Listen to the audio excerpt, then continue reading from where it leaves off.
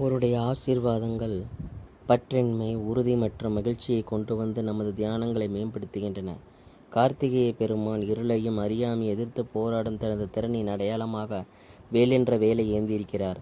அவருடைய பக்தர்கள் உடல் மற்றும் மனநலத்திற்காகவும் வாழ்க்கை பிரச்சனைகளை எதிர்கொள்ளும் மன உறுதிக்காகவும் அவரை நாடுகிறார்கள். அவர் மூங்கில் காடுகளையும் மலை உச்சிகளையும் விரும்புவதாகவும் அவருடைய வாகனம் அழகும் கம்பீரம் நிறைந்த மயில் என்றும் நம்பப்படுகிறது. நாம் கார்த்திகேயனுடன் ஈடுபடும்போது அவர் தம்மோடு ஒரு ஆற்றல் மிக்க சக்தியை கொண்டிருப்பதால் நாம் அதற்கேற்ப நம்மை மாற்றிக்கொள்ள வேண்டும். கார்த்திகேயர் பிறப்பு. கந்தபுராணத்தின்படி சிவனின் முதல் மனைவியான சதி தனது தந்தை தட்சன் சிவபெருமானை ஒரு யாக விழாவிற்கு அழைக்காததாலும் மேலும் அவரை அவமதித்ததாலும் கோபமடைந்து தன்னைத்தானே தீ வைத்து கொண்டாள். இதனால் ஆத்திரமடைந்த சிவபெருமான் கணங்களின் உதவியுடன் அந்த யாகத்தை அழித்தார். துறவியான சிவனுக்கு முதல் திருமணம் பெரும் சிரமத்துடன் நடந்தது. இரண்டாவது திருமணம் கிட்டத்தட்ட சாத்தியமற்றதாக இருந்தது. இந்த சந்தர்ப்பத்தை பயன்படுத்தி கொண்ட தாரகாசுரனும் சூரபத்மனும் சிவபெருமானின் மகனால் மட்டுமே கொல்லப்படுவோம் என்ற வரம் அவரை வெல்ல முடியாதவராக ஆக்கும் என்று நினைத்தனர். காதலின் கடவுளான காமன் சிவபெருமானை அவர் தவத்திலிருந்து எழுப்பி அவருக்கு மறுமணம் செய்து வைக்கிறான். பார்வதி தேவி தனது தியானத்தில் ஏற்பட்ட குறுக்கீட்டால் கோபமடைந்த சிவபெருமான் பார்வதி தேவியின் மீது காதல் கொண்ட போதிலும் தனது மூன்றாவது கண்ணால் காமனை சாம்பலாக்குகிறார். சிவபெருமான் தனது அனல் கந்தகத்தை அக்னியிடம் ஒப்படைக்கிறார். அந்த ஒளி சிவனின் சந்ததியாக மாறும் வரை அக்னியால் அதை தாங்க முடிகிறது. வெப்பத்தை தாங்க முடியாமல் அக்னி அந்த ஒளியை கங்கையிடம் கொடுக்கிறார். கங்கை அதை சரவண வனம் என்ற காட்டிலுள்ள ஒரு ஏரியில் சேர்க்கிறாள். அங்கே கார்த்திகேயன் 6 முகங்களுடன் பிறக்கிறார். இதனால் அவருக்கு சரவணன் என்று பெயர் வந்தது. ஈசானம், சத்புருஷம், வாமதேவம், மகோரம், சதயோஜாதம் மற்றும் அதோமுகம் எனவே அவருக்கு ஷண்முகன் அல்லது சதனன் என்ற பெயர் வந்தது. பின்னர் பார்வதி தேவி அந்த 6 குழந்தைகளையும் அணைத்து 6 தலைகள் மற்றும் 12 கைகளுடன் ஒரே உயிரினத்தை உருவாக்கினார். எனவே அவருக்கு சண்முகன் என்ற பெயர் வந்தது. கார்த்திகேயனின் 6 முகங்கள் படைப்பு, காத்தல், அழித்தல், உள்முகம், முழுமையான கருணை மற்றும் ஞானத்தின் தோற்றம் ஆகியவற்றை குறிக்கின்றன.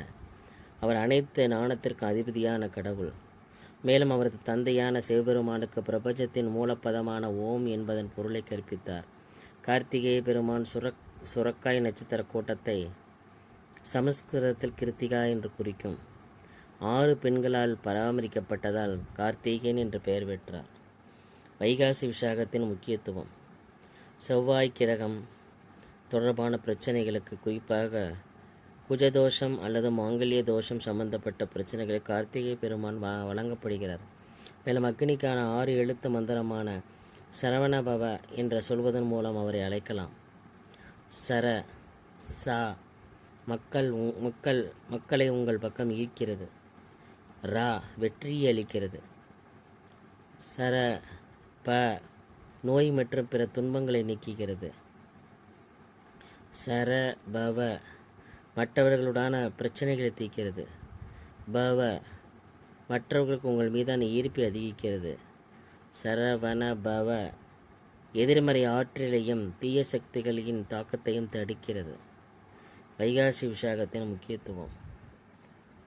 வைகாசி விசாக நாளில் கார்த்திகை பெருமான் ஒரு தெய்வீக காரணத்திற்காக இளமையும் என்றும் ஒளிமயமான முழு பொலிவையும் கொண்டவராக காட்சியளித்தார். இதனை மனதில் கொண்டு வலிமையும் சக்தியும் பெற்று அவருடைய அருளால் ஆசிர்வதிக்கப்படுவதற்காக இன்று குறைந்தது 30 வினாடிகளாவது கண்களை மூடிக்கொண்டு கார்த்திகேயனின் அழகிய வடிவத்தில் கவனம் செலுத்த வேண்டும் என்று அருணகிரிநாதர் மகான் நமக்கு அறிவுறுத்துகிறார். நமது இதய குகையில் உறையும் எல்லையற்ற சத்தியமே அவர் என்றும் நாணமற்ற ஒளியின் பாதையில் அவர் நம்மை காத்து வழிநடத்துவார் என்றும் அந்த மகான் உறுதியாக கூறுகிறார். இந்த நாளில் மக்கள் பால் குடங்களுடன் ஊர்வலமாக சுப்பிரமணிய கார்த்திகை பெருமானின் மற்றொரு பெயர் கோயிலுக்கு செல்கின்றனர். அந்த பால் கடவுளுக்கு அபிஷேகம் பயன்படுத்தப்படுகிறது. நேற்று நடந்த சில பக்தர்கள் காவடியும் அருந்துகின்றனர். நான் முருகனின் கதைகளை ஆலோசித்துக் கொண்டிருக்கும் பொழுது சென்றனர். எனது கணவர் என்னை அழைத்தார். சுப்பிரமணிய சாமி கோயிலுக்கும் திருப்பரங்குன்றத்தில் உள்ள முருகன் கோயிலுக்கும் நான் நண்பரை பார்க்க போயிருந்தேன். மழை பெய்கிறது, சிறிது நேரம் கழித்து வருகிறேன் என்று சொன்னார். இந்தியாவின் தமிழ்நாட்டில் நானும் அமைதியாக கதைகளை பார்த்து கொண்டிருந்தேன்.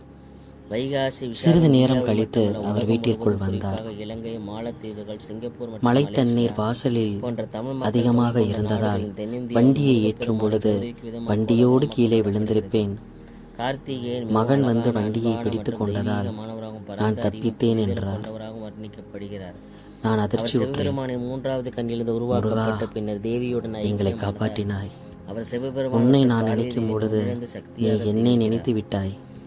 என் குடும்பத்தை காப்பாற்றி விட்டாய். நன்றி முருகா. நம்பினோர் கைவிடப்படுவதில்லை. அகற்றி அணிந்திருப்பவரை வாழ்க்கையின் சவால்களிலிருந்து காக்கும் ஒரு தாயத்தாகும். இதன் விளைவாக கார்த்திகேய பெருமான் சிவபெருமானின் வலிமையை பெறுவதோடு மட்டுமல்லாமல் தன் தாயான பார்வதி தேவியின் பிரதியோக ஆயுதங்களையும் திறன்களையும் வரவழைத்து மாசற்ற சக்தியின் ஊற்றாக மாறுகிறார். வைகாசி விசாகத்தின் வெற்றிகள். மிகுந்த நம்பிக்கையுடனும் பக்தியுடனும் வைகாசி விசாகத்தை கொண்டாடும் இந்த ஒவ்வொரு பக்தருக்கும் கார்த்திகை பெருமாள் தனது வற்றாத மற்றும் தனித்துவமான அருளை வழங்குகிறார். இந்த பண்டிகையை கொண்டாடுவதால் கிடைக்கும் நன்மைகள் பின்வருமாறு. வைகாசி விசாகத்தின் சடங்குகள். இந்த நாளில் கோயில்கள் சிறப்பு பூஜைகளையும் சடங்குகளையும் செய்து பக்தர்களுக்கு பிரசாதங்களை வழங்குகின்றன. அறிஞர்கள் மற்றும் பூசாரிகள் அடங்கிய ஒரு குழு ஹோமங்களில் உண்டான குக்குட ஹோமத்தை நடத்துகிறது. இது நெருப்பை வரவழைத்து தியானத்தின் மூலம் இறைவனை வழிபடும் ஒரு புனித சடங்காகும். இறைவனுக்கு அபிஷேகம் செய்வதற்காக பக்தர்கள் பெரும்பாலும் பால்குடம் எனப்படும் பால்குடங்களை எடுத்து செல்கின்றனர். இறைவனின் சிலைக்கு பாலால் செய்யப்படும் பாலாபிஷேகம் அல்லது தெய்வீக அபிஷேகத்திற்கு நல்ல குணங்கள் இருப்பதாக நம்பப்படுகிறது. அதிகாலையில் பக்தர்கள் தனித்துவமான பூஜையை காணும் அனைத்து சிறப்பு சடங்குகளில் ஈடுபடும் கோயிலில் கூறுகிறார்கள்.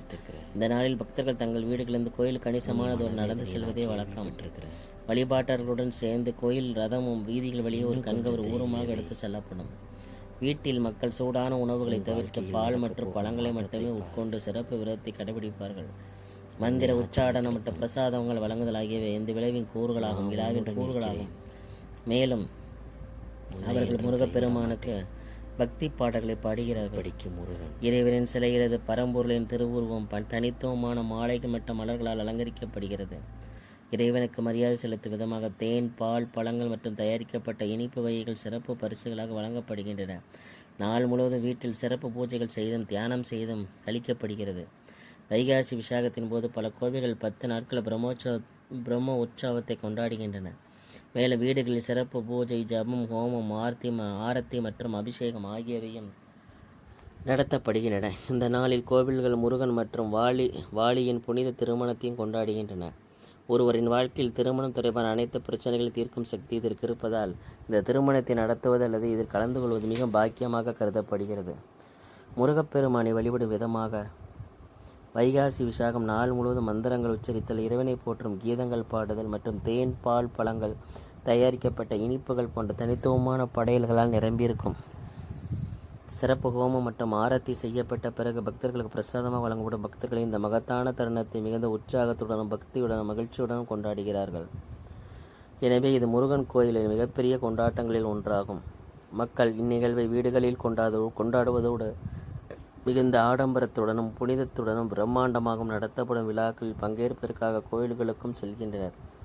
6 நாகலிங்கங்களும் செந்நீர் அரளிப்பூக்களும் இறைவனுக்கு சமர்ப்பிக்கப்படுகின்றன. இந்த நாளில் முருகப்பெருமானை வழிபடுதல் அனைத்து தடங்களும் நீங்கி பக்தர்களுக்கு செல்வம் கிடைக்கும் என்று நம்பப்படுகிறது. பாரம்பரியமாக இந்த நாளில் பொங்கல் என்னும் இனிப்பு பலகாரம் சமைத்து முருகப்பெருமானுக்கு படைக்கப்படுகிறது. இந்த மந்திரங்கள் வைகாசி விசாக நாளன்று எந்த நேரத்திலும் உச்சரிக்கப்படுகின்றன. ஓம் சரவணபவாய நமக. மூலமந்திரம். சரவணபாபம் என்பது 6 முகங்களை கொண்ட தெய்வமான கார்த்திகையின் ஆன்மாவை குறிக்கும் 6 அச்சரங்களால் ஆனது. மேலும் இதன் நேரடி பொருள் நானல் காட்டில் பிறந்தவர் என்பதாகும். ஓ கார்த்திகை பெருமானே, அக்னியின் மகனான மகாசேனன் என்றும் 6 கிருத்திகைகளின் மகனான கார்த்திகேயன் என்று அறியப்படும் யோக குருவே, பார்வதி தேவியின் மகனாக கந்தன் என்றும் கங்கை தேவியின் மகனாக குமாரன் என்றும் அறியப்படுகிறீர்கள். தேவர்கள் சேனையின் தலைவரே, எங்கள் குருவே, சிவபெருமானின் மகனே, ஓ கார்த்திகேயா, அன்னை கங்கை மற்றும் அவரை பின்பற்றுபவர் தாமரசூடா ஆகியோரால் நீட்சிக்கப்படுகிறார். அவர் கொண்டாட்டக்காரர் மற்றும் மயிலை தனது அடையாளமாக கொண்டவர். தாராகசுரன் இக்ரௌஞ்சராகரன் எதிரி. தேவி உமாவின் மகன் மற்றும் 6 முகங்கள் கொண்டவர். சப்த பிரம்மனின் உண்மையான நாணம் கொண்டவர். சப்த பிரம்மனின் திருவுருவமான சிவபெருமானின் மகன் என்று வர்ணிக்கப்படும் போது சப்த பிரம்மனின் பெரிய ஆன்மீக ரகசியங்கள் விவரிப்பதில் சொற்பொழிவாளராக இருந்ததற்காக குகா என்றும் அழைக்கப்படுகிறார். நீங்கள் சனத்குமாரைப் போல என்று இளமையாகவும் தூய்மையாகவும் இருக்கிறீர்கள். நீங்கள் தெய்வீகமானவர், மேலும் உலக இன்பம் மற்றும் முக்தி ஆகிய 2 பலன்களையும் அருள்கிறீர்கள். குடும்ப சிக்கல்கள், மோதல்கள், வழக்குகள் மற்றும் நிச்சயமற்ற தன்மை ஆகியவற்றை நீக்குதல், தம்பதியரிடையே நல்லிணக்கத்தை வளர்ப்பதிலும் குடும்பத்தில் அமைதியை ஏற்படுத்துவதும்.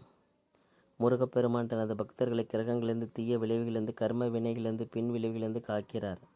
முருகப்பெருமான் தம்பதியருக்கு பிள்ளைகளை அளித்து குடும்பத்தை பெருக்குவதற்காக சந்ததிகளை அருளுகிறார். அவர் மக்களின் வாழ்வில் அமைதியை மீட்டெடுத்து குடும்பத்தின் மகிழ்ச்சியும் நம்பிக்கையும் ஊட்டுகிறார். முருகப்பெருமான் பக்தரின் ஜாதகத்தில் உள்ள செவ்வாய் கிரகத்தின் சக்தி அதிகரித்து வீரம், ஆண்மை, வலிமை மற்றும் தைரியத்தை அறுவதுடன் கிரகத்தின் தீய விளைவுகளையும் தணிக்கிறார்.